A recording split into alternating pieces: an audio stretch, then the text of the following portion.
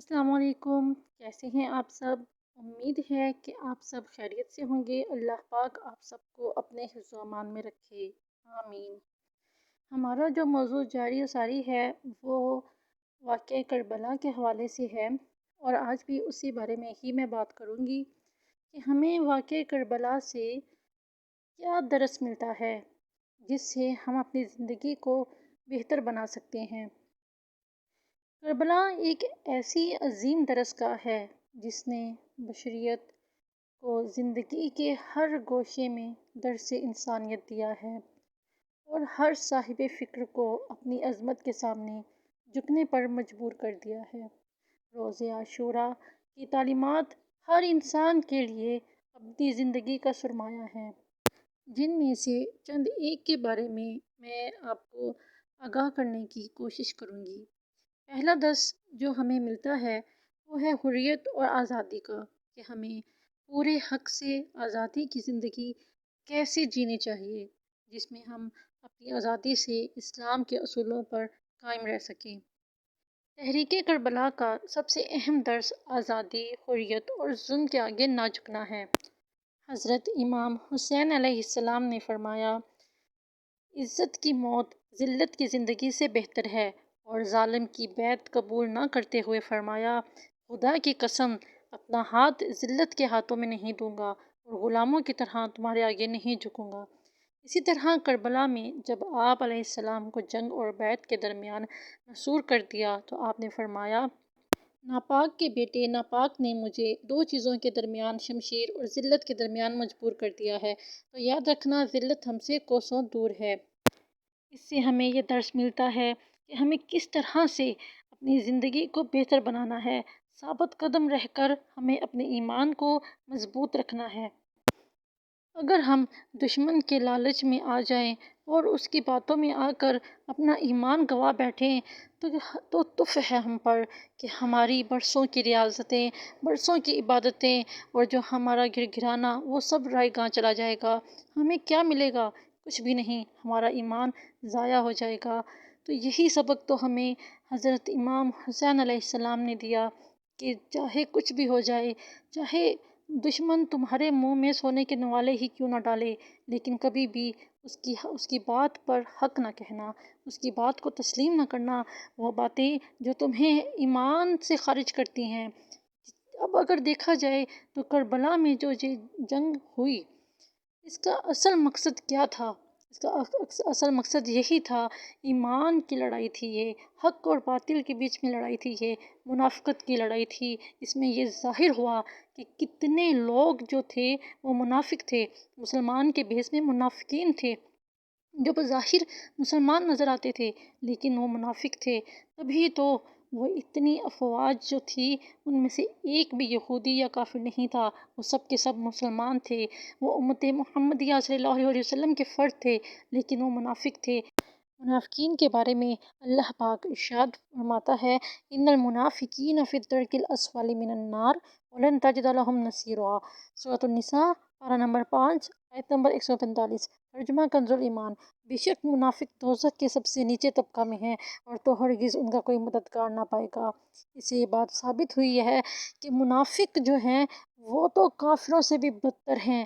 اسی صورت میں ایک اور جگہ پر ذکر ہوا، بے شک منافق لوگ اپنے گمان میں اللہ کو فریب دینا چاہتے ہیں اور وہی انہیں غافل کر کے مارے گا، اور جب نماز کو کھڑے ہوں تو بہارے جی سے لوگوں کو دکھاوا کرتے ہیں اور اللہ کو یاد نہیں کرتے مگر تھوڑا، یعنی کہ اللہ پاک کو بھی یاد نہیں کرتے۔ وہ اللہ پاک سے ان کو محبت نہیں، انسیت نہیں کیسے ہو سکتی ہے جب ان کے دلوں میں منافقت ہو۔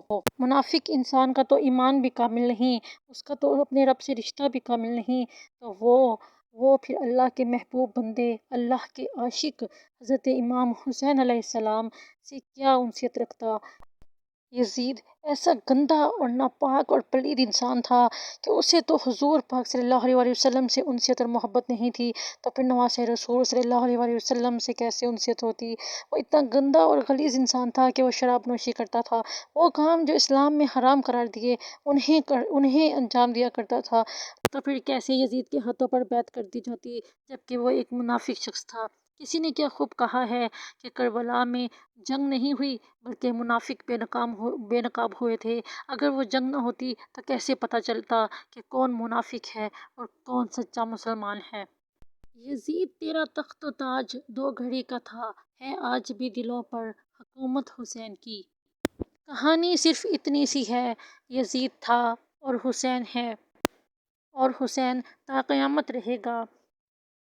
دنیا میں جب بھی ثابت قدمی کی داستانیں لکھی گئیں، ان سب داستانوں میں صرف واقعہ کربلا ہی صبر و ہمت، استقامت اور ثابت قدمی اور عشق کی وہ واحد داستان ہے جس کی نظیر نہ آج تک کسی کو ملی اور نہ ہی تا قیامت کسی کو ملے گی۔ واقعہ کربلا عشق و وفا، صبر و یقین اور استقامت اور ثابت قدمی کی وہ داستان ہے جس کے مقابلے میں کوئی بھی مثال نہیں ملتی۔ حضرت امام حسین علیہ السلام کی ذات پاک مجسمہ عشق، وفا اور ثابت قدمی کا پیکر تھی۔ آپ علیہ السلام کی پیدائش سے ہی ہر عاشق رسول جانتا تھا کہ اس معصوم شہزادے نے دین محمدی صلی اللہ علیہ وآلہ وسلم کو اپنے پاکیزہ لہو سے بقا دینی ہے۔ قربان جائیں ان پاکیزہ اہل بیت کے جذبہ عشق الہی پر کہ جنہوں نے تمام تر اختیارات اور تصرفات ہونے کے باوجود رضائے الہی کو ہی منتخب کیا اور ثابت قدم رہے۔ روایت ہے کہ آپ علیہ السلام کی شیر خوارگی کے ایام میں حضور اکرم صلی اللہ علیہ وآلہ وسلم نے ام الفضل سلام اللہ علیہا بنت حارث کو آپ علیہ السلام کی شہادت کی خبر دی۔ ام المؤمنین حضرت عائشہ صدیقہ سلام اللہ علیہا سے روایت ہے کہ حضور علیہ السلام نے فرمایا، مجھے جبرائیل نے خبر دی کہ میرے بعد میرا فرزند حسین زمین تف میں قتل کیا جائے گا۔ اور جبرائیل میرے پاس یہ مٹی لائے۔ انہوں نے عرض کیا کہ یہ حسین کی خوابگاہ کی خاک ہے، یعنی مقتل کی۔ حضور علیہ السلام نے فرمایا، میری دولت سرائے اقدس میں وہ فرشتہ آیا جو اس سے قبل کبھی حاضر نہ ہوا تھا۔ اس نے عرض کیا کہ آپ صلی اللہ علیہ وآلہ وسلم کے فرزند حسین علیہ السلام قتل کیے جائیں گے، اور اگر آپ صلی اللہ علیہ وآلہ وسلم چاہیں تو میں آپ صلی اللہ علیہ وآلہ وسلم کو اس زمین کی مٹی ملاحظہ کراؤں جہاں وہ شہید ہوں گے۔ پھر اس نے تھوڑی سی سرخ مٹی پیش کی۔ ان تمام واقعات کے باوجود کیا عظیم عزم و استقلال اور ثابت قدمی تھی کہ نہ تو مالک کل حضرت محمد مصطفیٰ صلی اللہ علیہ وآلہ وسلم نے بارگاہ الہی میں اپنے پیارے نواسے حضرت امام حسین علیہ السلام کے لیے امن و سلامتی اور اس مشکل ترین آزمائش سے محفوظ رہنے اور دشمنوں کے برباد ہونے کی دعا فرمائی، نہ ہی حضرت علی کرم اللہ نے عرض فرمائی کہ یا رسول اللہ صلی اللہ علیہ وآلہ وسلم، میرے اس شہزادے کے لیے بارگاہ الہی میں دعا فرما دیجیے۔ اور نہ ہی ان کی پاکیزہ والدہ محترمہ نے جو بذات خود سلطان الفکر ہیں، جن کی زبان مبارک کن ہے، نے اس دردناک سانحے کو روکنے کی کوئی کوشش کی۔ انہوں نے بھی اپنے پیارے لاڈلے کے لیے رضائے الہی کے حصول کو ہی ترجیح دی۔ الغرض سب شہادت کی خبر سنتے ہیں، شہر عام ہو جاتا ہے، لیکن بارگاہ رسالت میں کسی طرف سے دعا کی درخواست پیش نہیں ہوتی۔ حقیقت تو یہ ہے، تمام عاشقان الہی کا ایک ہی نظریہ تھا کہ ایسے موقع پر جان سے دریغ جاں باز مردوں کا شیوا نہیں۔ دعائیں کی گئی کہ الہی لاڈلا فرزند مقام جفا و وفا میں ثابت قدم رہے، عشق الہی میں سرشار، فکر محمدی کی بقا کی خاطر اس شہزادے کے قدم مبارک پیچھے نہ ہٹیں۔ شفیق نانا جان، سرور دو عالم حضرت محمد صلی اللہ علیہ وآلہ وسلم، بہادر والد شیر خدا جناب حضرت علی علیہ السلام، والدہ محترمہ خاتون جنت سلطان الفکر اول سیدہ فاطمۃ الزہرا علیہ السلام نے امام علی مقام علیہ السلام کی پرورش فکر محمدی کی تعلیمات کی روشنی میں اس انداز سے فرمائی کہ آپ کی ذات اقدس میں فکر محمدی رچ گیا۔ عشق الہی، وفا اور رضا الہی کا حصول آپ علیہ السلام کی ذات اقدس کا خاص الخاص طرح امتیاز تھا۔ یہی عشق الہی تھا جس نے آپ علیہ السلام کو بچپن سے لے کر جوانی تک اور جوانی سے لے کر میدان کربلا میں شہید ہونے تک کبھی بھی اپنے عظیم مشن فکر محمدی کی خاطر اپنی جان قربان کرنے سے منہ نہیں موڑنے دیا اور تا دم آخر ثابت قدم رہے۔ ہمیں اپنے ایمان پر قائم رہنے اور ثابت قدم رہنے کے لیے اور کیا مثالیں چاہیے اور کیا دلیلیں چاہیے، کیسی وضاحتیں چاہیے، جب اتنی بڑی مثال آپ ہمارے سامنے ہیں؟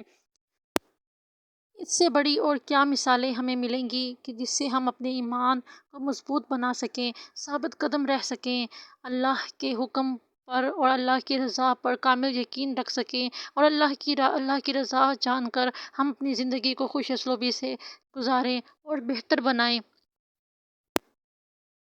اللہ پاک ہم سب کو کامل ایمان اور کامل یقین عطا فرمائے، ہمارا خاتمہ ایمان پر ہو، آمین، جاہ النبی امین، صلی اللہ تعالیٰ علیہ وآلہ وسلم۔ مزید اس حوالے سے ویڈیوز دیکھنے کے لیے میرے چینل کو سبسکرائب لازمی کیجیے گا، اپنی رائے کا اظہار ضرور کیا کریں، اس سے میری حوصلہ افزائی ہوتی ہے۔ جزاک اللہ خیرہ، اللہ حافظ۔